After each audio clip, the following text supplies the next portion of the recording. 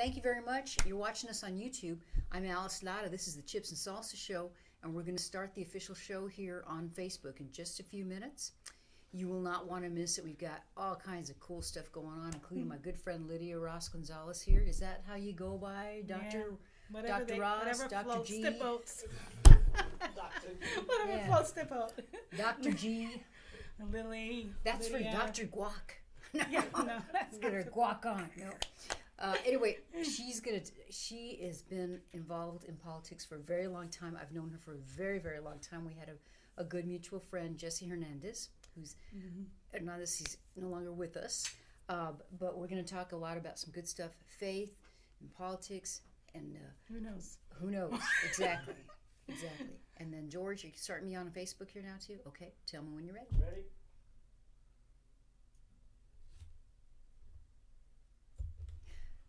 Da da da da! It's time for the Chips and Salsa Show. I'm Alice Lara. Thank you so much for joining us tonight, and with my partner in radio broadcast podcast, Don Jorge.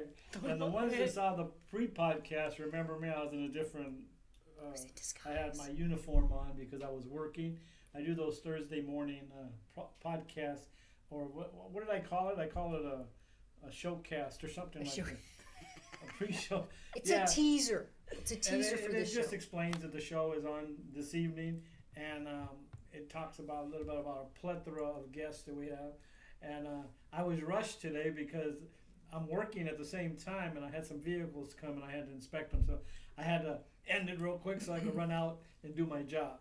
But we're all here. We're here, and I'm going to introduce our guest here in just a little moment, but I just want to apologize because we had planned also to have Terry Mendoza with us with the Republican National Hispanic Assembly, but she texted me this afternoon and she said, Alice, I forgot I have to go to my legislative district meeting. Oops. So we're sorry. She's not going to be here. As you all know, she's fantastic. In fact, the last time she was here, our show got up to 10,000. It's up to 10,500 views right now. Wow. She's just amazing.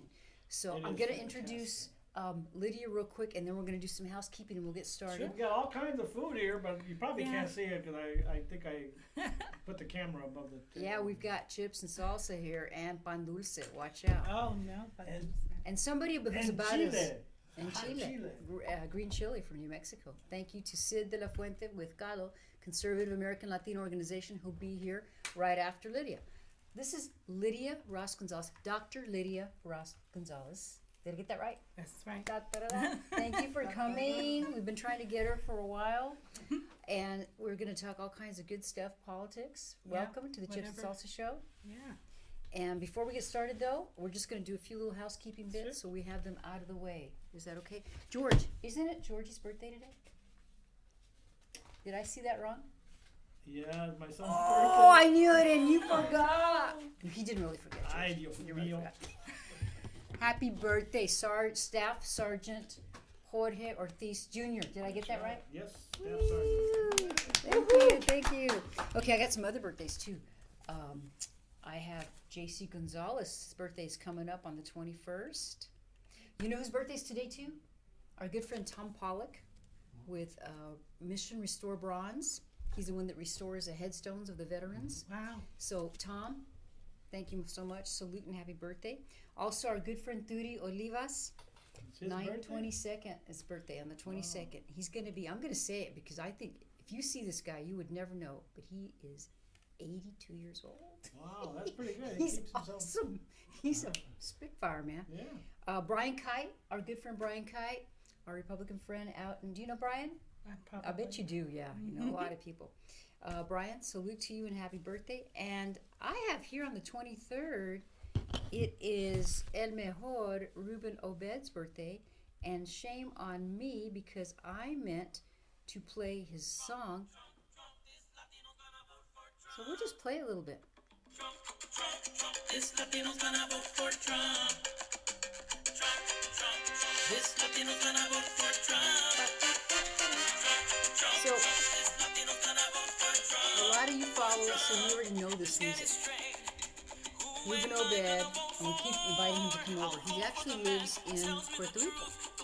Puerto Rico. Woohoo. Woo. You're Puerto Rican? That's right. Oh, I got two Puerto Ricans here, man. my Mexican heritage there, Sid, right? All right. So anyway, happy birthday to you coming up, Ruben. And then also, you know who else's birthday's coming up, George, is remember our sponsor. Sorry, I'm trying to turn this off. Our sponsor used to be Jeffrey and Jessica Jablonski, and his birthday's coming up. Jeffrey's birthday's coming up on the 23rd. So happy birthday to all of you guys out there. It was my brother's birthday. It was on Monday. He's born on the 16th of September, Independence Day for Mexico. So, and I thought you had a birthday, Sid, but you did not. No, I did Right? not. Okay. No. You were faking us out. Okay. Yeah, fake news. So, happy birthday, Fake everybody. news. Fake news. Fake news. So, hang with us too. And later in the show, too, we're going to be talking to Justine Wadsack, and she is running in Arizona for the Congressional District number 2. So, she'll be here later on, too. Número dos. Número dos. Okay, let's see. Quickly, our announcements. You're going to talk about your event. We want to let you know, Terry Mendoza, who couldn't be with us, we're going to have our next Republican National Hispanic Assembly meeting. It's going to be next Tuesday, the 24th, here at the AZGOP, and that's, I think, 6:30 it starts, but usually we have like a happy hour social 5:30, food and dancing or whatever goes on. It's going to be nice. Our social hour is fantastic. We welcome everybody. There are people bring in potluck foods, and you really enjoy it. It only lasts like about an hour, but boy, that hour goes so fast. Just to gear us up and warm us up. And they have music. Sometimes we'll have music playing, Latin music, or George is going to dance this time, right? I might. You know? He's a dancer. He's a dancer, yeah. Oh, yeah. Way back. And you're going to be there, Sid, too? I will be there. And you're going to be there? Yes, And I'll we're going be to be there? speaking actually. Oh, you're on the agenda. Oh, very nice. Yeah. Good. So if you can make it, come on down. AZGOP headquarters is 3501 North 24th Street. I think I have that right. I think Here in so. Phoenix. Okay, wonderful. Thank you so much. Chipsters, if you would too, if you would share this, please, so we can spread the word around, because our mission, we exist here at the Chips and Salsa Show because we want to show you that just because you're brown doesn't mean you're a Democrat. Okay? We're all Republicans here. Okay, since Terry Mendoza can't be here, I'm going to give a message from her. It says, I hope everyone had a great summer. We are back to our regular scheduled meetings. Our next meeting is next Tuesday, at September the 24th at the People's House at the GOP offices here on 24th, 24th. 24th Street. Also, she says September is Hispanic Heritage Month, and the National would love to highlight all Hispanic business owners. Please send her a personal email to 01TeresaMendoza@gmail.com. That's 01 Teresa Mendoza @gmail.com. 01, not O, but 01. 01. Or text her at 480-233-4381 to highlight your business on our Facebook and Twitter pages. We'll promote your business. So if you're a Hispanic and you have a business, and if you're not Hispanic, send her your information. She'll put it on there too. We want to have a potluck for the next meeting, so bring your favorite Hispanic dish to share. So people, there's going to be food, and there's going to be a lot of Hispanic food. So if you like Hispanic food, come on down. Everybody's welcome. And bring your business cards, as we will celebrate businesses owned by Hispanics today. The meeting will continue to take place at the AZGOP in Phoenix, which is on 24th. That's where we're at right now. So everybody knows where that is. It's AZGOP offices. You will get an agenda and minutes beforehand. So when you come to the meeting, they'll give you an agenda and stuff. We want to promote also. Just give me a second here. And what I'm doing right now, and if you'd like to do that while he's looking for some Here things, it is. just share our broadcast, please, and let everybody know about it. It's in El Mirage. It's Fiesta de la Gente, and it's food. Oh, it's Friday, September the 27th in Gentry Park, 6 to 10 p.m. and it's celebrating the diversity and heritage of El Mirage. So come on out. It's it's a Gentry Park from 6 to 10 p.m. On Friday, September the 27th, and they're gonna have all kinds of stuff going on. So it's free. So come on, enjoy it. And Does it say where that park is? Do you know where that park is? Oh, here it is. I can't read that. You got better eyes. Gentry Park is located at 14010 North El Mirage Road. 14010 North El Mirage Road. El So- Mirage. No, I'm sorry. So El Google Mirage it. Road. Google it. Fiesta de la Gente. And we'll see you there. And then the other one is, and he's here and he's gonna talk about it. It's the Church and Politics, brought to you by the Conservative American Latino Organization, and they're presenting Jesse Romero. He's gonna talk about it when he gets when he comes up Right. over here, and it's on the 25th, which is next Wednesday. Friday, Tuesday is our Hispanic Day here, Tuesday evening. Wednesday is the Conservative Latino Organization at the Church of Politics at Not at the Church of Politics. It's on Church and Politics. Church Are you? and Politics. He's created his own church, the Church of Monterey. But Sid will give us all the details. It's at the Painted Desert Montessori Academy in church. Buckeye. Church of what's happening now. Yeah. It starts at 6 p.m. There's limited space. You're going to need to RSVP to getcalo2018gmail.com. But just stay tuned. We'll have that information, and Sid's going to tell us all about it. And if you've never seen Jesse Romero, you need to come, meet him, get inspired. Doesn't matter. You don't have to be Catholic to come. Just come and enjoy it. And I guarantee you'll have a good time. And the final thing is, I got a letter from my friend Alfred Lusario. He's an election recruiter. Lucero. Lucero. Is that what I said? You said Losario. Lusario. You say Losario, I say Lucero. Tomato. Okay. He's the election recruiter for Maricopa County Elections Department, and they need a lot of help coming to elections for board workers. You get paid. The first election is November You the get 5th. paid, George? You get paid. Woo! The county actually pays you. November the 5th is the first election, 2019. Then next year is March the 10th, 2020. Then they have an election, a PPE, whatever that is, on March the 17th. Some kind of, it's probably a bond or something. March the 17th. May the 19th, 2020 is another election. And then the primary election for Arizona is August the 4th, 2020, and the general election is November the 3rd, 2020. There's going to be a lot of early voting stations open for 27 days. Another one's going to be open for 10 days. Another one's going to be open for 5 days. And that's when you're going to be working as poll workers. So it's like, if you're working, you can work 27 days, you can work 10 days, you can work 5 days, or you just could work election or the primary. And then they really need help. So he's given his email. It's the way to reach him is through his email. You give him your information at. How Can you read it? the Do I need to front, get you some back better side. readers or something? Well, front, back. How do you say that? Okay, you can email Fred at flucero, so that's F-L-U-C-E-R-O. At this one? Is this what you want to give? Yeah. Okay, F-L-U-C-E-R-O at risc.maricopa.gov, G-O-V. So I'll say that again. So email Fred if we should have him come on the show and talk more about this. We'll try to book him I'll maybe. see if I can Yeah. get him on the show. So you can email flucero, so that's F-L-U-C-E-R-O at risc.maricopa.gov.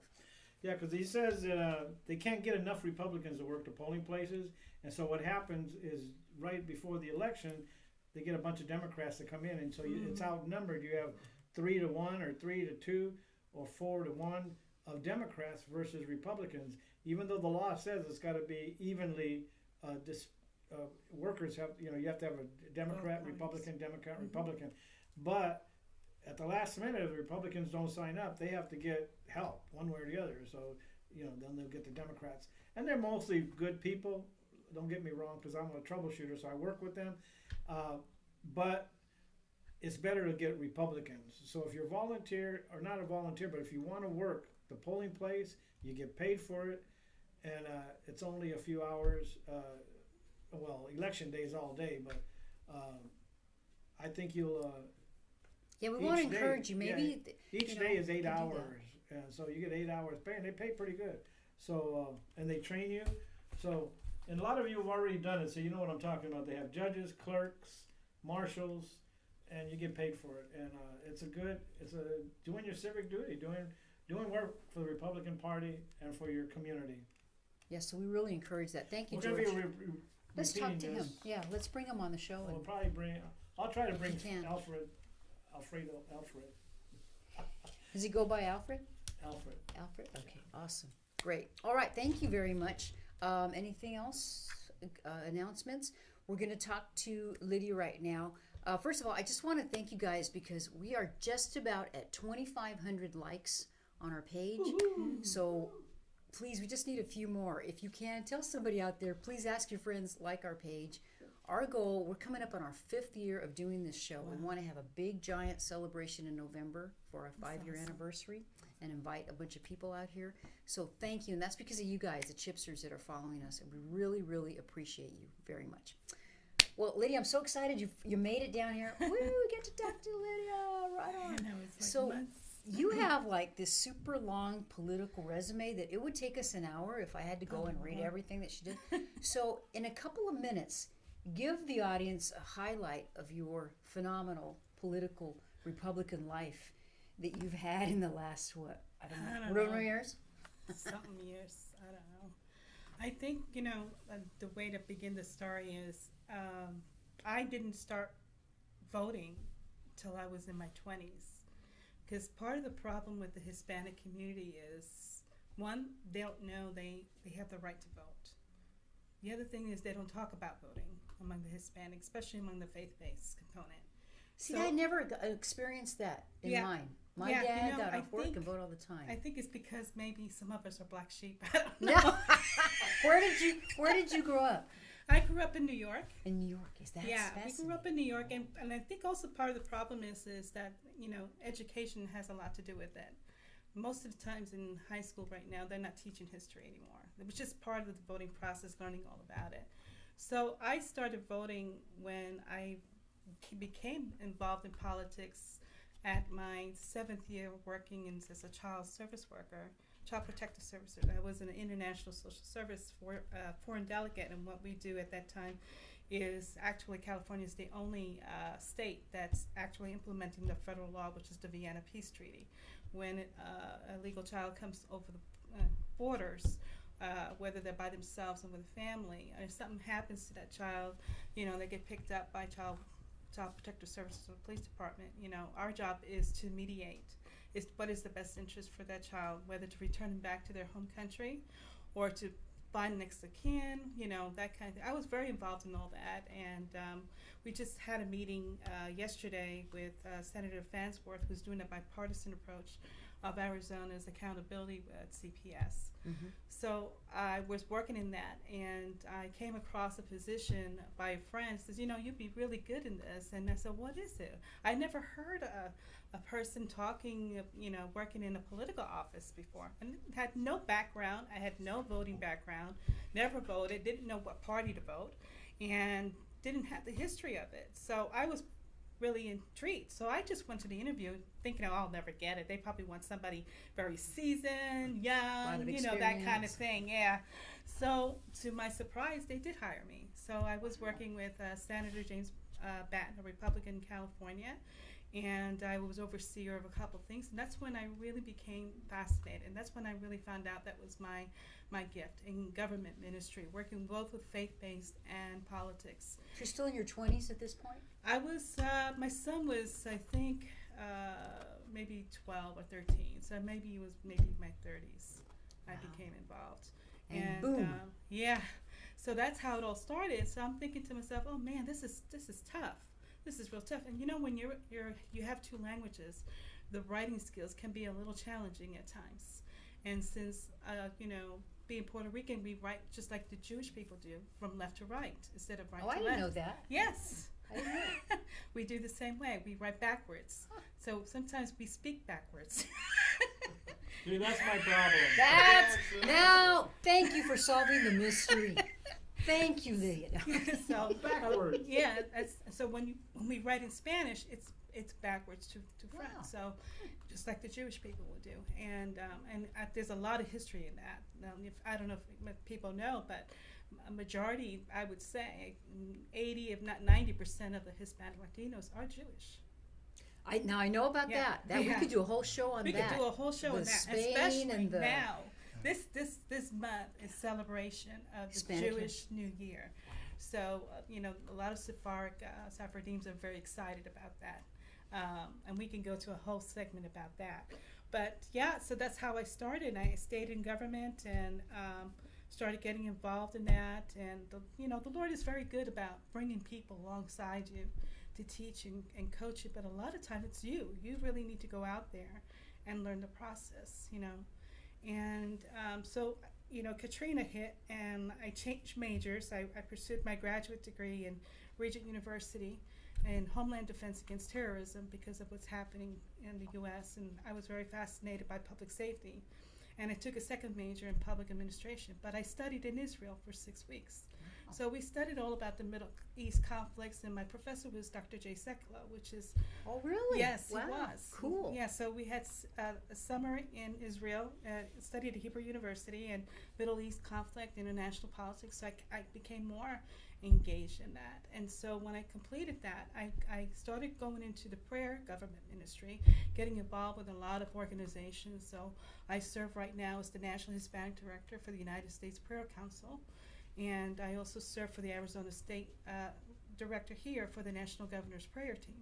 So I'm really involved in both sides, bipartisan, because we have to be. We have to pray for all, the Bible says, and for Timothy to pray for all those in a position of authority, regardless whether you like them or not. That's not our concern. We just need to obey the word and obey the law, because God can turn any heart around, and we've seen that happen time and time again.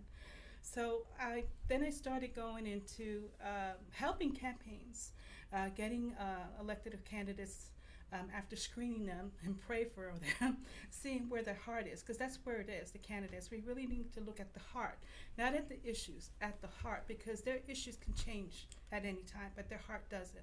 It's You the bring same. such a great point because we don't talk about that. Yeah. We're always so involved with the issue and the politics. That's Right, the that's a platform is wonderful the same. point. The Republican platform is the same, and every Republican candidate is going to say the same thing. I don't want to hear that. I want to hear from their heart.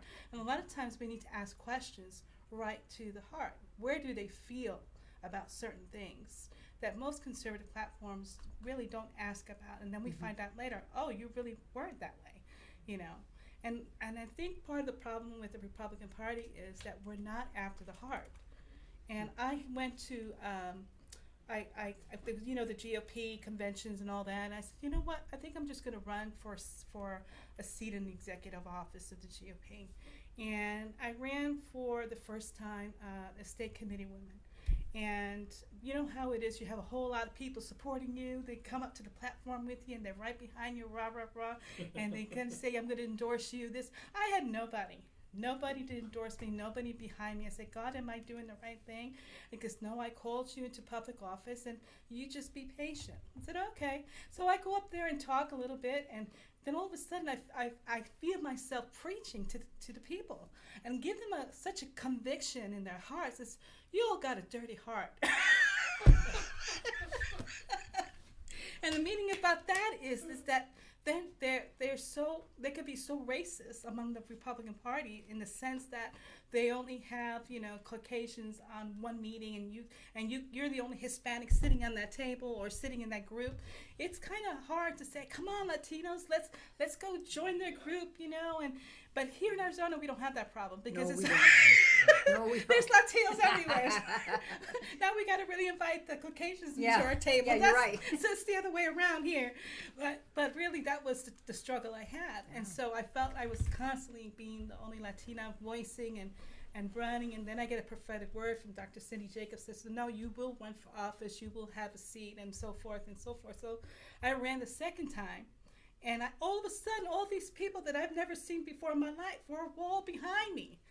and I was running against You Miss- touched their heart, their dirty heart. You Yeah, touched- I think the conviction. Actually, the first lady of the mayor of another state said to me, you know, it really moved me because you really talk to the heart of the people, and that's where when we're out there campaigning, we're not talking about these issues because all they want to hear is, how do I know that you're a good person?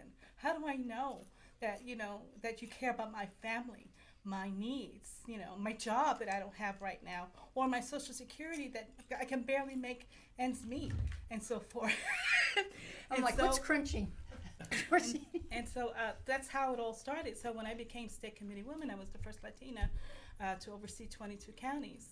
But that was not all. I also broke the record of being the first Latina to run for House of Representatives.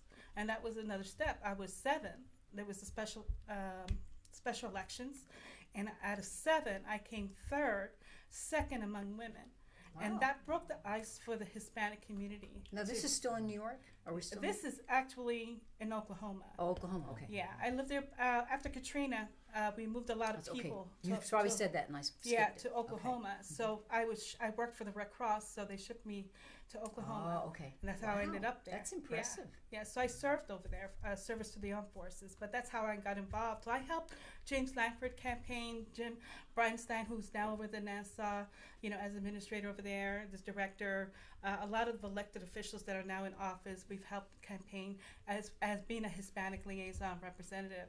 So after the elections, I said, okay, God, that was fun. Let's do something else. Because you really, it's a lot of work. It is a lot of work. And, but to my surprise, I had a lot of Democratic supporters because they were tired of hearing these things. Like we're having the same problem right now. A lot of Democrats are leaning towards Republicans. They may not be changing parties, but they are voting Republicans, Did you hear that? Repeat that again, because I want to make sure they get that. That's a very important point. Well, it's really important because, that's where we go back to the heart base again. People are seeing the heart of the Democratic Party. They're really showing their true colors. And it's sad because they were never that way. It really changed over several decades after Kennedy. It really changed. But they were once, a party that you were proud of, but not anymore. Now we're wondering what their heart is so sick. It really is, because we're seeing a lot of toxicity in the Republican Party, and that's a hopeful. You mean the Democrat Party? Yeah, Democrat Party, and that's a whole physiology of politics that a lot of people are not talking about. I really wish scientists would really hone on that and talk about the physiology of the parties, because it's changing and shifting, just like the terrorism is shifting. And they figure out how the intel's figuring out where they are. Now they're shifting to something else. They're shifters. So there's a whole new terrorism outlook right now. Even Antifa and all these other things that people think, oh, they're just protesters. No. That's a really good point. And then you've been involved long enough because you've seen that. Like when I was a little girl, and Sid and I have talked about this, and George and I, all the Latino families, they had their 8x10 of JFK. My parents were JFK Democrats. And JFK, if he were alive today, I don't think he'd be in the Democrat Party. Right. Yeah. It's a good point. Yeah. And so, a lot of us are changing. And then we have the older generation that don't want to change their ways because they're used to having it their way. But they're not really role modeling the millennials who need to hear from them because, back in the day, we had respect. We had honor. It's not there anymore. The millennials don't even know what that means or know what that is. And we know that from hearing from the squad and, and how they're portraying. And it's really sad to see that. And so I think in the long run, what I'm also hearing is that when a Democrat is approaching a Republican, the Republicans' attitude are very nice. They're very compassionate. They're showing the love of Christ, and that's who we are. We are showing we're conservative, but we're also Christians or faith-based in some capacity, and we're showing the love of Christ. We're not attacking them in a sense the way the liberals are attacking us. And a lot of Democrats are saying that. It says, wow, they're really nice people, the conservatives. It's amazing.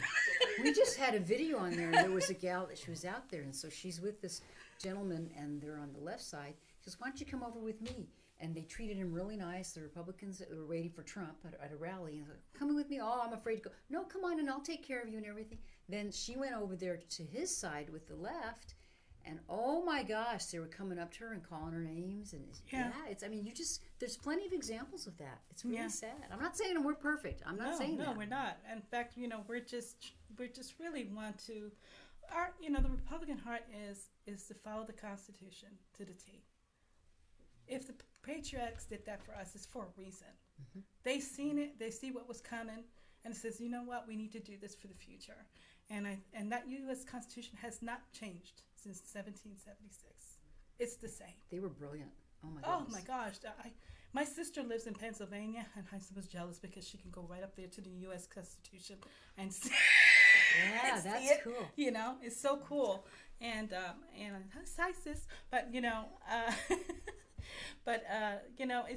it's so heartbreaking. And I think also across the board, all diversity, among the Republican Party is just respecting one another and honoring one another. And if the liberals can see that we're not attacking one another, that we're actually unified more than they think we're not unified, mm-hmm. I think we'll have a stronger, these seats will be, filled because of that. And I think a lot of battle is that we're fighting against each other instead of uniting, like the body of Christ is telling us to do at this last hour, is to unify, regardless how you think about your brother, sister.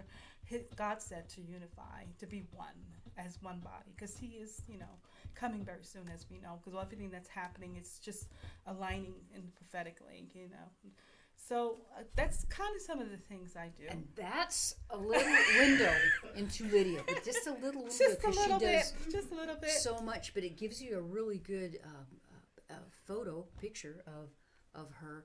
And we're gonna have you back again. I mean, anytime you can come hang out with us, anytime. And if you go to the meeting on Tuesday, yes, Tuesday, we're going to talk about Opportunity Zone.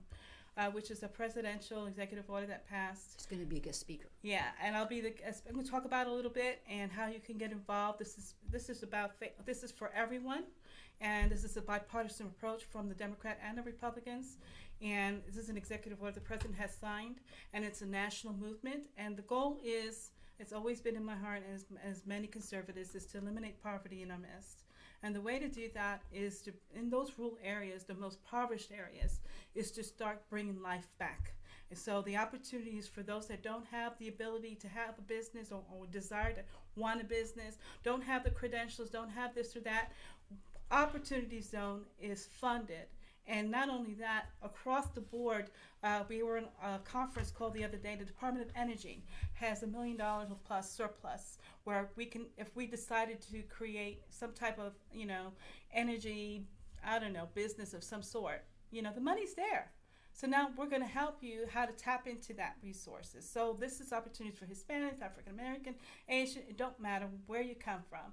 And it's nationwide. I'm so honored to be appointed as the state coordinator to help facilitate this. Do you have to be a minority to participate? You don't even have to be a minority. No, you can even be a corporate that maybe you have let's say a cream shop, and you decide, you know what, I really like to franchise this. This is your opportunity. And it'll bring jobs. That's the key thing. And in that, you get technical service. We're going to have a webinar next week. And at the Opportunity Zone, I'll give that information out so people can join in. Last month, we had a webinar talking about funding and grants that are out there. The other piece of Opportunity Zone that we partner with is the criminal justice reform. So there's money for that. If you want to help those that are being released from prison or juveniles, and you want to do something, a housing program or a job market or workforce, the funding is available. So the reason why we have such a low unemployment rate among the blacks or African American and the Hispanics is because of great programs like this. And it's thanks to the Trump administration and all his cabinet staff to make it possible. We got partnership with HUD, we got partnership with real estate, and the chambers are involved. And speaking of chambers, so I don't know if you knew this. Last year, I speaking of a startup of businesses, I founded the United States Women Christian Chamber of Commerce. So cool. We have state directors around the nations, and it's so phenomenal. Within 1 year, through LinkedIn, I have over 9,000 members. So God is in it, and that's how you know. That's terrific. Yeah, and we have global ambassadors, and we have, people in states working economically, working with Opportunity Zone or whatever it is. But our goal is to help Christian women in leadership to pursue their dreams and vision. And you could be a stay-at-home mom. I got work for you to do. So. And if someone wants to find out about that or join, where do They can Facebook me or face, Chips and Salsa, and you can release my information. Okay. But all the information is there. Right now, Alaska has 4,000 jobs available. They will house you, board you, give you a salary until the job is completed. It's fishing season, as you know, so they need lots and lots of people. And I might say, this lady looks quiet when she was sitting down there, and she was like just a regular mom and regular person. I didn't know she was so involved, You didn't, did you? and Told you. she's blown me away. And she's Puerto Rican. Yes. So Woohoo! look what you can do as a woman, as a person that really wants to do something for the Hispanic and for mi gente, or for the people, because it's not just Hispanic. She does it for a lot of women, different races. And look at her. She's Yes. all over the place. Yeah. God bless you. Yeah, and through the Women Chamber, we launched the United States African American, United States Hispanic Christian Women Chamber, and the Asian as well. And we have 30% of our members from the Middle East. God bless you. I want to hear you on Tuesday. You're going to be here Tuesday. Yeah, right? so Yes. come Tuesday, that's the Republican National Hispanic It's gonna be Assembly here at the AZGOP, 3501 North 24th Street. Come early, come about 5:30. Yeah, I'll be That way chatting. you can come and talk to Lydia before she gets started, and you'll enjoy it, and it's fantastic. Okay, do you want to give out any information before we move on to our next guest? No, go Anything? ahead and just come on Tuesday. I will speak to you personally, and Excellent. Well, thanks. Well, hang around if you'd like. Yep. Have some pan dulce, some chips and salsa. If you need to go, though, I understand that too. All right, Great. thank you did so a much. wonderful We'll do job. this again. Thanks. Yes. Okay. Okay, Lydia. All Thank right. you. All right, let's talk to Lydia. Fantastic lady. Let's get you next. Fantastic. We're gonna get Sid on for a few minutes, and then we're gonna do Justine. We're gonna finish off with Justine. All right? Great. Awesome. Excellent. Thank you for coming. Yeah, thank thank you. you, Thank Lydia. you for sharing. Our next guest probably doesn't need an introduction because he joins us from time to time, but we want him on for a few minutes to talk about this wonderful event that he's coming up. We're still kind of in the faith-based mode, but we have Sid de la Fuente with How CADO, you doing? Conservative American Latino Organization. I got your little hat over there. Yes, thank you. I see Woo, that. yeah, I see that. awesome. Thank you. Awesome. So tell us about this event, man. This event, man, I don't know how I can follow You that. follow that. Boy, that is something. I'm gonna really talk to her because that's another reason I started Calo is because also you have exactly what she was saying for Hispanics and Latinos, but there's another step, just like she kind of said.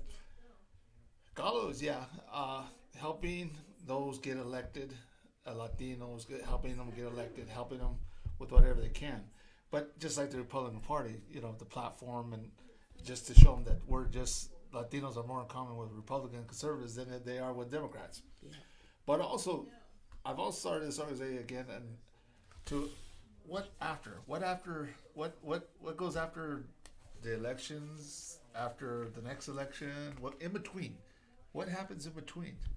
When in between the elections, you sometimes lose a lot of Latinos. Oh, they don't do nothing. Republicans, they see they don't do anything. We don't have an election. We can rest. We can rest. We can do something. Well, with the Calo, it's like, no, we still have, we're still going to do handing out. We're going to, like last year I handed out to 2 families. The start was 2 families for food, Christmas gifts, helping them with schools, helping them with a little bit of gifts for those that didn't have gifts. We're going to do that. So there's still a need because, like Lydia said, Republicans, they see Republicans like, oh, they don't care about us. They don't care. All they care is about just what the media says. The rich, the Caucasian, and all that's all. Corporations, they don't care about us little people. They don't care about us. But in reality, they do. They do. And we've talked about this before and that's why we have a lot of guests. There's a lot of involved Latino Republicans, we just don't go and brag and advertise about it. We just No, do it. we just go do out it. and do it. Yeah. And so that's what Carlos all about, going out and doing it. We have this event September 25th, which is next Wednesday. It's called Politics in Church, and it's with Jesse Romero. Jesse Romero, oh, awesome. And I'm gonna give a plug out because he is now him as a Terry and Jesse show. They do a wonderful program, podcast also. Great. He tells it like it is, and he tells it. One of his podcasts, I was listening to it, and he tells how Latinos, and that's what he'll be talking about also, is like we were just discussing with Lydia, that we're not, the Democrat Party is not the JFK no more. It's not it's changed. It's changed totally, where they are getting to the point where socialism, that's all it is to it. Moving to a socialist platform. You know, they don't even have God in their platform no more. Well, and remember, it wasn't You know? that long ago they almost voted to remove God from their platform. From their platform. And if you watch that, and I'm sorry to be a broken record, but if you YouTube that and you watch it, somebody was at the helm, and when they had the vote, it probably did pass, but the guy was smart enough to say, no, it fails. It failed. Yeah. They were smart enough back then. I don't know if They were that smart now. enough back, you know, and that's the thing. No matter how you look at it, that's why it's titled Politics in Church. The theme is The church and politics, The right? church and politics. Okay. Same thing. Same thing. The church and politics. Me and George have been hanging around. Yeah, that's okay. That's all right. We get it. But that's the thing. Church and some of they say church. Really, a lot of liberals are saying, "Oh yeah, you know, church is not politics is and church. They don't go. You take it away. Take our commandments out of there. Take it out of school. Don't pray or know this." But they do go hand in hand sometimes. They go hand, and Jesse has a way of bringing that out. So it's He gonna gets be, it. He gets understands it. He wrote the book, Knocked Off the Donkey, Burro No More, because like us, he was a Democrat, and then he became a Republican. And he just got a new book out, and let's see if I said it right. Is it on here? No, it's not on. It's called. We did this last time. We did this last time, but you have it there. It's a great seller, and it's going to be one. You got to attend. You don't have to be Latino. You don't have to be Catholic. Just come. I'm inviting all independents. If you're an independent and you're on the fence and you're kind of wondering which way to go, what to do, well, come down. Come on down to this event and see it for yourself and see what we mean. And Okay. then I understand you have limited space, so if you want to go, it's really important. It's really important that you read To email him. I just got word too that I got a little bit more room now. I got Awesome. I You're got going to need it. Yeah, I You're got gonna need it. 100 more seats to fill. Oh, that's excellent. So I gotta. So there's room. There's room, but that may go quick. I have already a gentleman from LD who's running for LD 7. Him and his campaign is all coming. That's our good friend Josh Barnett. Josh Barnett. He's in my LD. Yes. I mean, And no, he'll- congressional district. He's running for Congress. And he'll be there with his campaign. There'll be other groups that are going to be there. I got contact with other groups that are contacting me that they're going to bring their member and people that they know. So it is filling pretty quick. I'm hoping. I'm praying that it's in God's hands. Let's put it that way. Tell people about it. You know, maybe you know somebody who'd like to come, and maybe you don't have to be Catholic either. Okay, Jesse happens to be a Catholic evangelical, but that's okay because this is about politics. You will enjoy it. I guarantee you. He's been a speaker at our Republican Women's Club, and he is so dynamic. And you can ask him questions. You can talk to him afterwards. It's going to be really a great event. It is. It's going to be a great event that he'll be there, and you just got to come. I've seen him back in California when I was at the church. He's when I was in. He's a Cali. He's another You're Cali. from Cali. You're from Cali. Yeah, and so he's another. Nice. I've seen him down there. I felt it was great. He came to our church over there in Buckeye, and I seen him there with our men's group. So St. Henry's Catholic Church in Buckeye. Give him a plug. Give him a plug. And you got to come if you're Catholic and you're on Buckeye. Father Billy. Oh, you'll love him. What Father mass do you Ryan. go to? Which one do you go to? We got a 8 o'clock mass, 10 o'clock mass, and the Spanish at 12 Sunday. So we There have you 3 go. masses. That's a good pick. And Father Billy, he has a way of giving his homily like you wouldn't believe. George is going to join you next Sunday. So, Amen. amen. Amen. But come on down there, everybody. Great. Catholic, non-Catholic, we'd love to have you. And Carlo, you can go to our website. It is olatuque, OLA2QUE.com. So the Ola, there's no H like Ola, but Yeah. OLA. I did it kind of make you think, yeah. Before we let you go, make sure you also go to his Facebook site and like his Facebook site, Latino organization, and up those likes. Up If those there's likes. anybody that you know out there is Republican and happens to be Latino, this is a great organization to get involved with also. And speaking of Latino Republicans, I just wanted to give Yes. credit to my nephew sent me this flag, okay? David Beasley, who wrote music for our show, he sent this to me, and it's El Paso Strong. I'm from Las Cruces, New Mexico, which is about 45 minutes from El Paso, where the horrible event at Walmart happened. So he sent that flag, and I finally got an opportunity to put it up. So thank you, David. It's a beautiful flag. We're going to try to have it up there as much as we can. But just like El Paso Strong, we have to remain strong. And you saw just recently in New Mexico, all those people that were out there in Rio Rancho. I was just in Rio Rancho a couple of weeks ago for a wedding. And my They're great out. niece Celeste, who watches the show, Celeste Lara, I texted her. I said, "Hey, are you over there?" She goes, "Yeah, it's so exciting. There's people wrapped around the building. There were so many people there." Yeah, It was there's awesome. it was awesome. They My showed that son- on the news, and my I was son is in like, El Paso. That's right. right? That's right. Oh, He great. serves out there in In the El Army in El Paso. Right Right, on. right on. Okay, so before Okay. you depart, anything else you want to say? No, I just say you can also go on our Facebook page. I have it, that event. You can go on there and you can register there, or interested, say you're going, you can do that also. Excellent. So- Great. Love to have you. Let's fill it. Let's fill the place up. And like they say, let's rock And it. Jesse's quite a man. He's a 3-time world police Olympic boxing champion, Yes. former USA middleweight kickboxing champion, and a retired veteran of the Los Angeles County Sheriff's Department. And he's an author. So you have to listen to Jesse speak next Wednesday. Yeah. It's Yeah. a good- So- We great can't event. say enough. I mean, you probably are watching us, and if you've never seen him, like, this guy can't be that great. Yeah, he can be. He can be. He is. He is. So please come. So if Thank you would you. go get Justine for us, I will go get you. and if Thank you'd like you to guys. hang around and still talk, if you Okay. need to go, fine. Thank you for all the goodies. No problem. No You know, problem. stay He here brought and us enjoy them. food. Yeah, that's dinner too. Right on. Okay. Thank you, Sid. All right, we'll see. Okay. Thank you. Thank you. So that's Sid Oh. de la Fuente making an exit. Making an exit with breaking everything. Yeah. And he's with Carlos, so that's Conservative American Latino Organization. Like I say, go to his Facebook page Do you have and like him. a Facebook on there? Do I have a what? The Facebook page. Do I have a Facebook 'Cause page? I can't get it to move. Oh, Move it's on. not moving? Well, no. Are we frozen? No. All right, Justine, come on down and squeeze in here. We're okay there. Sure. I just We're okay. I want to just listen to it on your phone. Oh, okay. Here you go.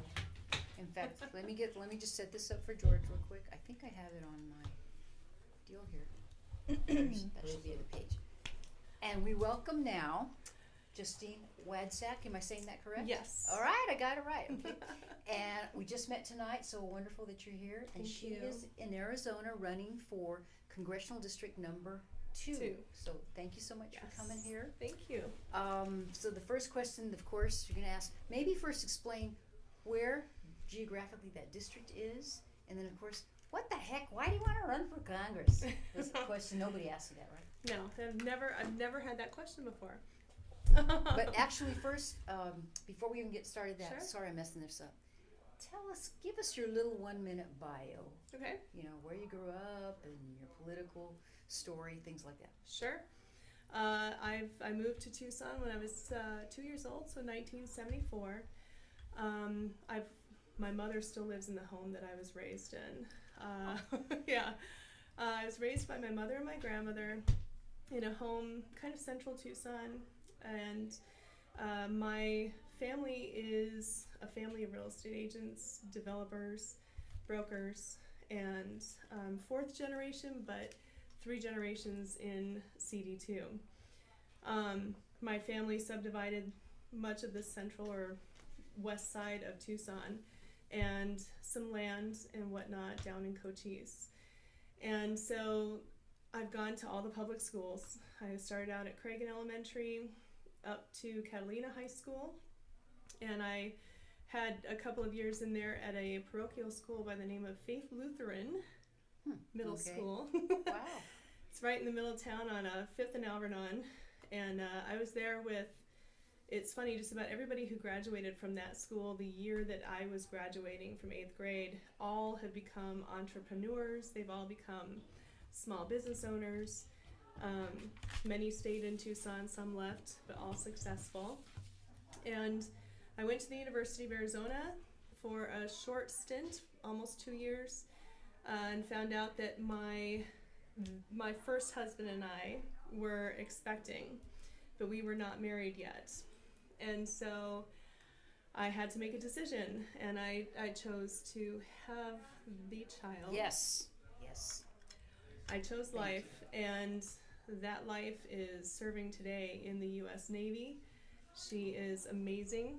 She's an artist and just a beautiful, wonderful young woman, almost 27 years old now. Wow. What is So, her name? Caitlin is Thank you, her Caitlin. name. Thank you Yes. for your service. We appreciate it. Where's she serving? She's serving on the USS Roosevelt, Oh, an yeah. aircraft carrier. Oh, Yes, that out of is San Diego's Coronado Island. Oh, she's- nice. Not Yeah. too She's far away. living No. the life. You have no idea. 'Cause my son is in the Army too, and he says Oh. he's living the life now because he's a staff sergeant Yes. in El Paso right now. But your daughter must. Oh, you're so It's an proud. We're so adventure. proud of our kids when they So do am As that. you should be. They make us So am proud I. because they're serving and they love doing what they're doing. It's like a family to them. Yes. All their fellow soldiers. Yep. And and it's like that's why they go to the field and they would die for their soldiers. Yes. These people, if they get hurt, they want to go and fight some more because that's how devoted these soldiers are. I'm seeing it firsthand with my son, so I know. Well, I'm sure he can be uprooted and PCS'd, or he can move to a different company, a different Yep. part of the Navy or the Army in your case, and that brotherhood is there Yeah, it never goes. It's always because the same. you'll walk into the room and it's 50 new people, but because you're all serving together, there's that sense of unity and brotherhood that is just you can't get that in the civilian world. That's terrific. She was going to go the path of art school, Okay. and she then met my husband. So she was getting ready to graduate high school almost the same 3 or 4 months that I met my husband Garrett, and he and I blended a family of we have 4 children, 2 of his and 2 of mine, and we literally influenced her in a way that she just was so awestruck by his military stories that she decided to follow the footsteps of her stepfather. Wow. Yes, because he is a retired U.S. Air Force officer. He was prior enlisted Navy for 7 years, and then he he got his physical therapy degree, and then he went back in as an officer, and he retired at the rank of major in 2012. So, Wow. and then thank his you son. for your service, sir. Thank you. And his son is serving currently in the U.S. Air Force. So we have Air Force, and Navy. You got them all covered, man. And That's my great. granddaughter is in the Coast Guard, so Nice. Got everything. she's making it a lifetime thing. She's Yes. in Wisconsin, over by Chicago. I think it's Wisconsin. Yes. Yeah, and so they bought a house, and her husband's working in the Coast Guard also. She married in Coast Guard, and they got 3 my great grandkids, because that's my granddaughter. So I have 3 great grandkids from my granddaughter out there. Wow. They love it out there. They love the Coast Guard. They love what they're doing, and it's like you see it from different Yes, you do. perspectives. And each branch is going to be a little bit different. I have a nephew who's serving in the Army. Oh, okay. So, yeah. It's So you are supportive of the military, I think. just a tiny bit. I think so. Yes, and because he's retired, we still go on the base all the time. We still have base access. But you know, it's a lifestyle. I watched him regret retirement. I think the minute that it happened, Oh, yeah. he was not. I think he was ready. You know, he was up for lieutenant colonel, and they were going to send us Wow. to South Dakota, and we just looked at South Dakota and said that's cold and Very cool. no. So You made the right choice because We then you wouldn't be stayed. running for Congress. Well, a lot of things led to that. He decided we were going to go to Texas, and a friend of mine, who is now my religious advisor on my cabinet, he said, "Don't leave, stay here, and you know, join the family business and get into real estate." So I did, and I've been doing real estate since 2012, and I've run a team. And I've helped open small businesses downtown. It's Tucson is my home. It's been my home since 1974, and it continues to be my home. That's great. Now, Tucson typically is known not to be that conservative. No, I do joke that I am the red dot in the blue sea of the central part of Tucson. And don't get me wrong, because I like Tucson. I've Oh, yeah. always liked that town. You know what's funny? I have been so deeply rooted into the communities of Tucson, both in small business. I know people who own restaurants, who own bars, who real estate agents. We never talked politics. This is really the first year that I've ever seen politics become such a foreground in a conversation. And to be honest with you, I have friends that are Democrats, and I love them. I would step in front of a train for them. And it does not mean anything to me what their party politics is. And when I announced that I was going to explore the idea of running for Congress, I can't tell you how many people were behind me, still are. And I did not say that I was running for Republican or Democrat yet. I waited about a month, and I kept, putting it out there. And people kept saying, "We're behind you. We know you're a fighter. We know you get things done. You've had great success stories. But what are you running for? What side are you on?" And that's when I realized, I'm going to have to say it. And I did, and I lost 2 people. That's not bad. Yeah, only I lost was 2 people. pretty lucky. I lost 2 people, and it's been hard because one of them was my best friend of 25 years. Wow. So Now, did you just lose their support? You didn't lose Oh, no. the friend. You lost the friendship too. it was See, that's sad. it was vitriol. It was yelling, screaming at me that I'm Wow. an awful person and that my president wants to kill people, and it was just, it's amazing how it just brings out such passion on both sides.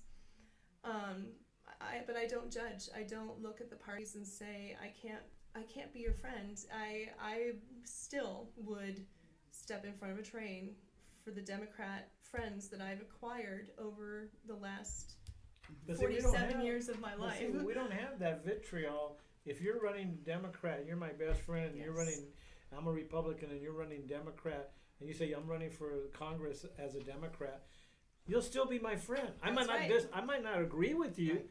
That's but right. you'll never see me with that vitriol, that hate, and that's what we see on the other side.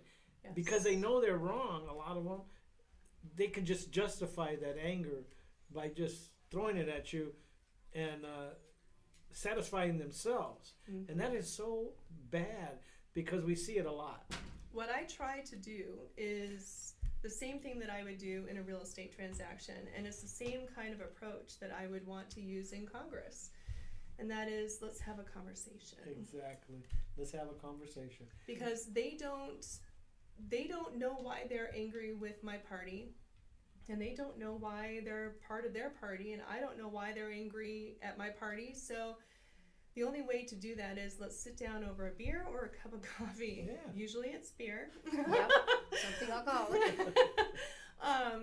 And it's let's have a conversation, and part of that is happening a lot more often than not because I do live in a community called Sam Hughes in Tucson, Arizona, and it's very centrally located, And have you guys ever seen the TV show Cheers? Yeah. Okay. Bob Dobbs on the corner of Tucson Boulevard and 6th Street is our Cheers. Oh. So they call it the local watering hole, or however you want to, refer to it. But it is a mix of Democrats and Republicans and independents. And they know, everyone in there knows me. My husband and I have been going in there regularly. They serve dinner. We'll take the kids in there for dinner. But I never know from one minute to the next or one night from the next what I'm going to have come sit at my table. But that's great because I think that's fantastic training for you Oh, yeah. going into the political scene. I have to ask you though, your best friend, and I don't mean to belabor this, but did she know a lot about politics? Oh, yes. So she wasn't like just a novice and said, "Oh, just No. I hate you because you're a Republican." She No. followed her Democrat Party. I highly respect her, and through the years that we've known each other, I mean, this is a woman that I was the doula when her daughter was born. Okay, That's the I- midwife, right? I was the there was a midwife there, but I was the doula. So this child was born in her home bed, and I was the one that was there for her to use as a bench or to push on or to whatever, and you don't get a whole lot closer of a relationship or friendship than birthing your best friend's child. But she and I always had a pact, and that was never to discuss politics. And that was our rule, and that was through the Clinton era, that was through Obama, we were never to speak politics, because we knew that the minute we started talking politics, we would become more and more heightened and angry, and then it was stop. We need to pull this down. We're friends. We can't do this. But when your friend actually steps out and runs for office and chooses the side that we were never allowed to talk about, and of course, this is less than a year after the Kavanaugh experience, and that is the passion that she had was, he's a rapist, and that was the first time that happened, by the way, not now. This was just the Me Too movement, and I have children that are men, and I have a very hard time with let's just give all of the faith that everything's truthful on one side without also looking at both sides. I've watched my husband go through situations with child custody or with different elements of life, and it's very hard to not also consider men and fathers and look at all sides of the situation. And so she came at me with a lot of anger and a lot of pain, and it was not something that I could fix. Well, I want to pray for that because, your friend, she's been your best friend for so long. I'm hoping maybe eventually that can turn around. But that's such a good lesson because I know there are a lot of people out there and that's happened to them. Yes. And, I'm so sorry about that. It's Running too for bad. office, I knew this was going to happen. And I had a long conversation with my family. I spoke to my husband, I spoke to my children, my extended family. I said, look, I'm a professional. I am deeply rooted in the community. People have known me for 40 plus years. This is not I'm new to town and I'm going to go change and do something radical. This is, holy cow, you're going to run for office, you're going to lose everything. And when it comes to relationships, you realize that you already want to be around like-minded people that support you and lift you up and that have the same thoughts and beliefs that you do, but you also don't want to lose those who challenge your thoughts either. And I didn't want to lose any of those that were with a different party that challenged me, because I do have a lot of my resolution, a lot of the situations that I've been able to overcome in the past 12 years through advocacy and activism. I've been able to apply suggestions that came from both parties. So I'm a firm believer that bipartisan efforts can happen, but you have to be in the right mindset, and I don't think our country is in that mindset right now. So you have some real good life skills to help you. So we got about 5 more minutes to talk about. So if we're going to knock off the show just a few minutes early, because we're going to go talk to Sure. the LD 24. So let's talk about some of the issues. We're obviously wishing you luck, and we hope that you come back and visit again. Absolutely. Give us a little idea of, I know it's more of the southern part of the state, including Tucson. What are some of the most important issues that you hope to work on should you get elected? It really depends. When you get elected, I should say it. When I'm elected. Yes, it is. It really depends on what part of CD2 you're in. I mean, it's huge. It's not as big as CD1, but we have a lot of little towns, and Tucson is really broken out. We have Oro Valley, we have Tucson, we have Green Valley, Sahuarita, How far this way do you Vail. come? It comes west to about Campbell Avenue, and then it kind of cuts over off of Grant and goes straight up to Oro Valley, but it does not go into Marana. It does not. So there are parts of CD1 that are within the LD10. It's a very odd district. But Cochise County, it's literally the whole square of Cochise County. The challenge That little is corner right there, George. Where's Yeah. a map that you guys can't see? CD2 Is is it the there? square in the yeah. little corner. See how it gerrymanders all? It's Yeah, all over Sierra the place. Vista. Sierra Vista, Wilcox, Benson, Douglas, Bisbee. So that's different than what Galva has? Yes, Grijalva's this on the other is side. this is Kirkpatrick's district. Okay. And but the issue is that if you go to Douglas, they don't have a hospital. They don't have they don't have a lot of money. They're moving the border entry in the port of entry, and there's a lot of cartel and corruption. Because you're right on the border. Literally, you can So have her dinner district, and the southern look at the border, border. is the border. Yes. I see Mexico. Yeah, there you could walk. I had friends who grew up in Douglas, and I remember we would laugh about how he could go to Mexico to buy candy, and by that evening he'd come home and have dinner. You can't do that these days. It's a very different world. Sierra Vista in Huachuca, you have an army base, so you have a lot of military personnel. You have a lot of vast open land. Their issues are really water. With Benson and Sierra Vista, it's water and wildlife preservation, a lot of it, and it's great because Cochise is the red part of the district, with maybe a few little sprinkles of blue in there. So Cochise County is very much a Republican community, but they have very, very vast different needs based on where it is that you're going to. It's a very diverse district. Very diverse. And then you get to Tucson, and really we're facing Sanctuary City right now. Did they vote? They haven't voted on that yet. That gets voted on in our next election. We have ballots going out probably in about 40 days. But they got good We have a good mayor election representatives too. down there, good organizations they will meet and have like a fundraiser, and you'll have a lot of people from different districts that'll because I went out there. Well, we went out there. You're talking about Tucson? Yeah, for Tucson. Mhm. Yeah, it was a while back. And Robert Graham was talking about his book, and that filled up that room, and there was so many people there.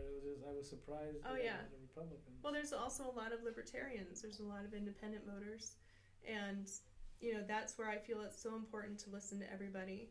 I'm not going out there saying Republican only or rah rah Republican. I am about as Republican as they get. I'm incredibly conservative, but my world I've worked in advertising agencies, public relations firms in Chicago, and it's you learn how to get people to talk. And I was the production manager, always in the middle between two groups of people, and I had to get them on the same page. So I'm very good at knowing how to get the right hand to talk to the left hand. And you have to do the same thing in real estate. In order to have a successful transaction, you have to be able to find a win-win solution between the buyer and the seller. And if you can't find that and come to the table with somebody giving a little and somebody taking a little, but making sure that everybody's happy and that you're keeping within your ethics and morals, you're doing a good job. And that needs to apply in politics. I am not a politician. I also want to say that I did take the pledge for U.S. term limits. I don't necessarily agree that term limits are constitutional, though. But at the same time, I do believe that it could quite possibly be the only way that we can get some of these bad actors out of Congress. So how many terms would you serve? Well, if it goes to vote, I pledge that I will vote based on those terms, and it would be 3 terms for the House and 2 terms for the Senate. You could live with that. Absolutely. All right, we just have a That's couple better of than minutes. 20 years was. Yeah, you're not going to make a lifetime I don't want to career lose out the of Jim this. Jordans, though. I mean, he's a Yeah. fighter. He gets up there That's and he where it can, gets sticky. and that's where I have a conflict. But you know, we Raul, should enforce the term limits as voters. It just absolutely. doesn't But the happen. thing is that people these days voting is term limits as a constitutional right, but it's almost impossible when you're living in a district like CD3 where you have Raul Grijalva, and it's so vast. You have it doesn't matter if every Republican votes and half the independents vote Republican, you're still going to lose. Still So gonna lose. there has to be another way, and I have ideas, but the U.S. term limits were about as close as I could find. Justine, we've got to have you back because we just touched the surface with you. Perfect. Please give the audience how can they get a hold of you and website and all that good stuff. Perfect. You can find me on Facebook and Twitter, but you can also find me on my website, which is WADSAC for Congress. That's WAD as in dog, SACK for Congress. WADSAC for I just Congress. love that name. Wadzak. Really? You can't forget it, Wadzak. Yeah. I met my husband and I said, you're a great husband. Don't know about the name. Don't know about the name, but I like that because But he's a great husband.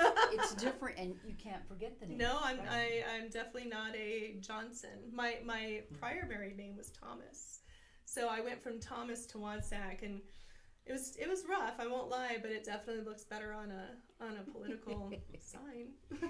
Thank you so much for coming in. Thank We you. appreciate it. Come back again. Absolutely. Keep us posted on what's going on. This is Justine Wadzak, WADSACK, Congressional District Number 2, and it is let's call it the southeast corner of our state. If you look on the map, that's where we are.